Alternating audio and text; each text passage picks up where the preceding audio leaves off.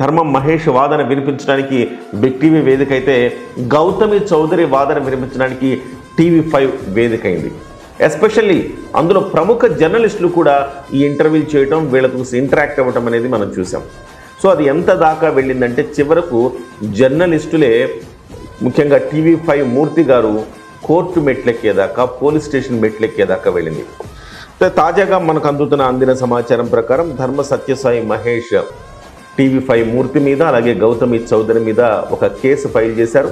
తమ ఫోన్ని ట్యాప్ చేశారని, తమ వ్యక్తిగత వివరాలను తెలుసుకొని తద్వారా తమను 10 కోట్ల రూపాయలు బ్లాక్మెయిల్ చేశారని, 10 కోట్ల రూపాయలు ఇవ్వకపోతే ఈ సంభాషణలు బయట పెడతామని చెప్పేసి మమ్మల్ని బ్లాక్మెయిల్ చేస్తున్నారని ఆయన కోర్టు మెట్లెక్కారు. ఎదిగిన తర్వాత ఇలాంటి చిల్లర ఆరోపణల్లో ఆయన ఇరుక్కోవటం అనేది చాలా బాధాకరమైన విషయం. ఇందులో ఖచ్చితంగా మూర్తి గారి తప్పు ఉన్నది. సో ఇలాంటి వ్యవహారాల్లో జర్నలిస్టులు తమ పాత్ర, ప్రొఫెషనల్గా తమ పాత్ర పోషిస్తే సరిపోతుంది. కానీ ఈ రకంగా కుటుంబ వ్యవహారాల్లో జోక్యం చేసుకుంటే ఎలాంటి పరిణామాలు ఏర్పడతాయనే దానికి ఇది ఒక స్పష్టమైన, ప్రత్యక్షమైన ఉదాహరణ అని మనం చెప్పుకోవచ్చు.